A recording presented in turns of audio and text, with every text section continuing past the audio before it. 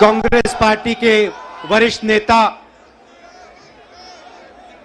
हमारे प्यारे कार्यकर्ता, भाइयों और बहनों, प्रेस के हमारे मित्रों, आप सबका यहां बहुत बहुत स्वागत, नमस्कार। मैं जहां भी जाता हूं कहता हूं प्रेस के हमारे मित्रों, मगर मित्रों का काम नहीं करते ये लोग। हमारा छोड़ो जनता के मित्रों का काम नहीं करते ये।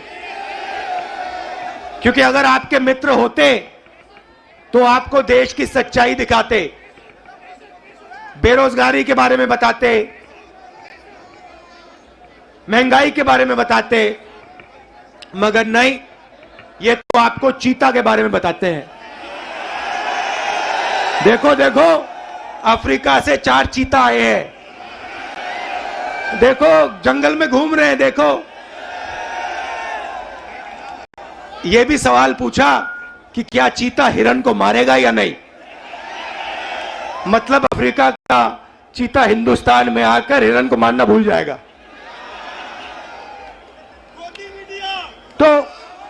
तो मित्र तो है नहीं। अच्छा, मीडिया बात नहीं उठाती जनता की, तो हमने सोचा पार्लियामेंट में भाषण करो। डिमोनेटाइजेशन, नोटबंदी के बारे में भाषण करने की कोशिश की, गलत जीएसटी के बारे में बोलने की कोशिश की। जो हम जमीन अधिग्रहण कानून लाए थे, जब नरेंद्र मोदी जी ने उसको रद्द करने की कोशिश की, हमने पार्लियामेंट हाउस में बोलने की कोशिश की, वहां पे माइक ऑफ कर देते हैं। देखो ऐसे माइक ऑफ, जो बोलना बोलो। हेलो, नमस्कार, कैसे हो। तो एक तरफ मीडिया बात नहीं उठाती, दूसरे तरफ माइक ऑफ कर देते हैं। तो हमने सोचा चलो जनता के साथ कन्याकुमारी से कश्मीर चलकर जनता से बातचीत करें, जनता की आवाज सुने और जनता के दिल में जो है वो रखें। 3000 किलोमीटर हो गए, कन्याकुमारी से शुरू किया। कम नहीं होता भाइयों और बहनों। आप ये मत सोचो कि 3000 किलोमीटर कम होता है, कम नहीं होता है। 110 दिन हो गए, मगर अजीब सी बात है, थकान नहीं है। आप देखिए, मेरा चेहरा देखिए, कोई थकान नहीं है। लोग पूछ रहे टी शर्ट में कैसे चल रहे हो। ना थकान है, ना ठंड लग रही है मुझे। अब मैं क्या बोलूं।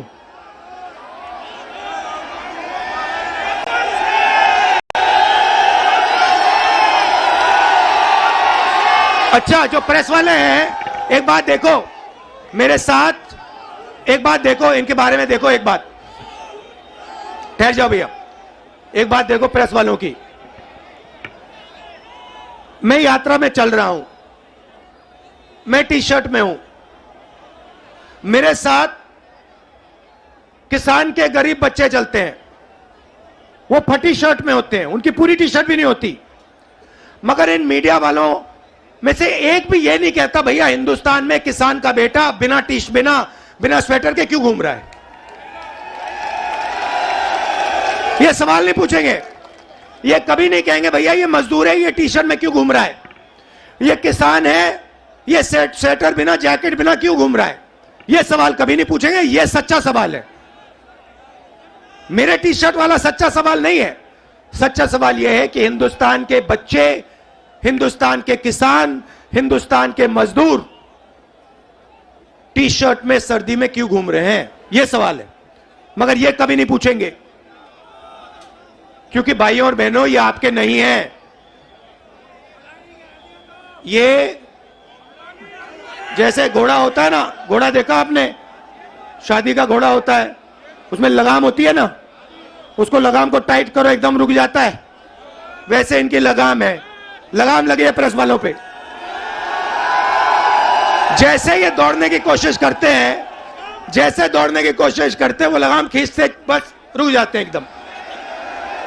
अच्छा, ये मत सोचिए कि ये बोलना नहीं चाहते हैं।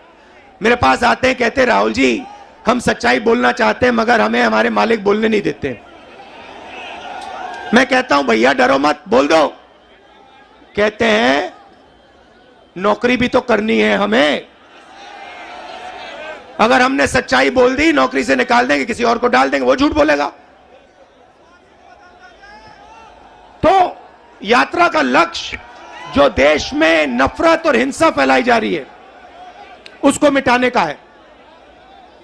भाइयों और बहनों, बीजेपी की पॉलिसी हिंदुस्तान के युवाओं को, किसानों को, मजदूरों को डराने की पॉलिसी है। नोटबंदी, गलत जीएसटी, कोविड के समय जो इन्होंने किया, ये सारे की सारी पॉलिसियां किसान को, मजदूर को डराने के लिए है। क्योंकि ये जानते हैं जब ये डर फैलाते हैं, उस डर को नफरत में बदलना बहुत आसान होता है। ये इनका काम है।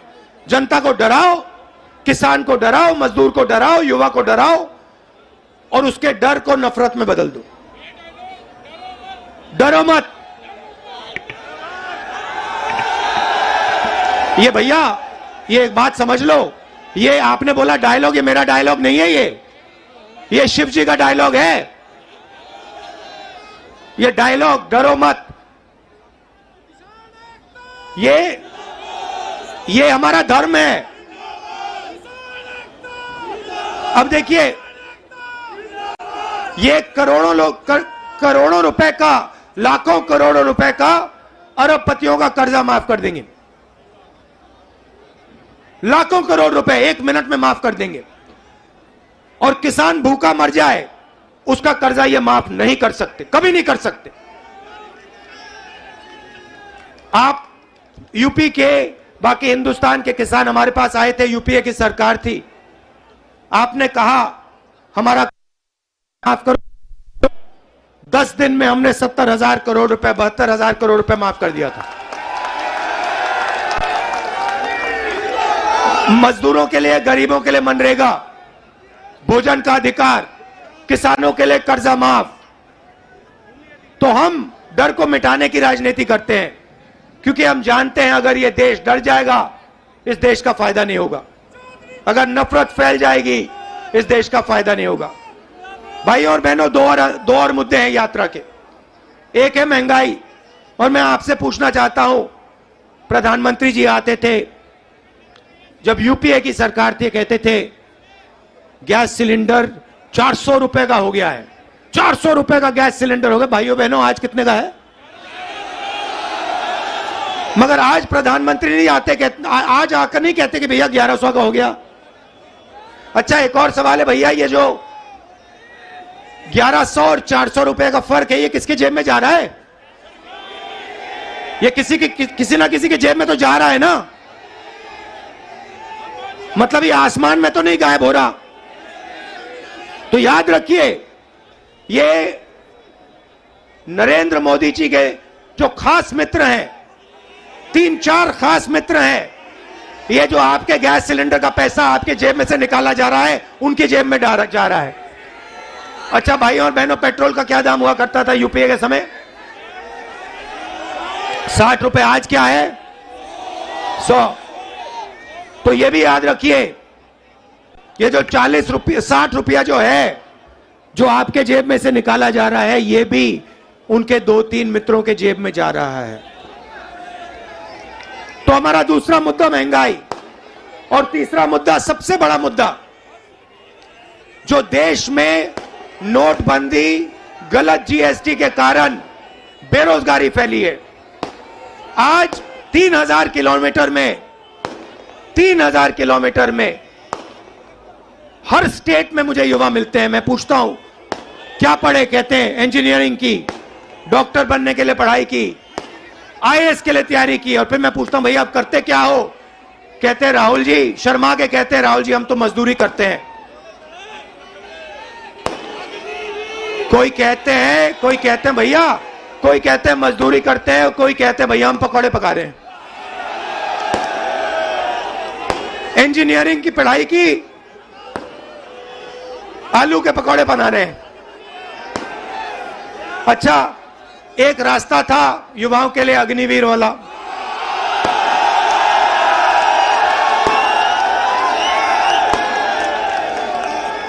उसमें क्या था? सुबह युवा उठते थे, 4 बजे उठते थे, दौड़ते थे। यूपी में आपको हर सड़क पे दिखेंगे, देश की रक्षा करने के लिए दौड़ते थे। और सपना था एक दिन बॉर्डर पे जाके देश की रक्षा करेंगे, तिरंगे की रक्षा करेंगे, सपना था। युवा 15 साल सेना में सेवा कर सकता था, उसके बाद उसको पेंशन मिलती थी। नरेंद्र मोदी जी ने कहा नहीं भाई, ये 15 साल वाली बात छोड़ो, पेंशन वाली बात छोड़ो, ऐसे करते हैं 6 महीने ट्रेनिंग करो, बंदूक पकड़ो, 4 साल रहो, फिर जूता मार के बाहर निकाल देंगे और उसके बाद बेरोजगार हो जाओ। नया हिंदुस्तान। और जब युवाओं ने कहा कि हमें यह अच्छा नहीं लगा, और जब युवा सड़क पे उतरे, नरेंद्र मोदी ने क्या कहा? नरेंद्र मोदी जी ने क्या किया? उन्होंने उनसे कहा कि अगर तुम्हारी फोटो ले ली गई सड़क पे तो तुम्हें सरकारी नौकरी नहीं मिलेगी। तो देखिए, दूसरा रास्ता का रास्ता जेल, रेलवेज का रास्ता, उसको भी एक के बाद एक बेच रहे हैं। उन्हीं 3-4 लोगों को बेच रहे हैं। एयरपोर्ट भी उनको दिए जा रहे हैं, पोर्ट भी उनको दिए जा रहे हैं, रेलवेज भी उनको दी जाएगी, LIC भी उन्हें के हाथ जाएगी, BHEL, HL सब उनके हाथ जाएगा, और हिंदुस्तान के युवा बेरोजगार होंगे। ये है नरेंद्र मोदी हिंदुस्तान। इसके हम खिलाफ हैं और इसलिए हमने ये यात्रा शुरू की है। और हम इसलिए नहीं थके हैं क्योंकि आपने अपनी पूरी शक्ति, अपना पूरा प्यार इस यात्रा को दिया है, और लाखों लोग हमारे साथ खड़े हुए हैं, हर जात के लोग, हर धर्म के लोग। तो मैं आपको दिल से धन्यवाद करना चाहता हूं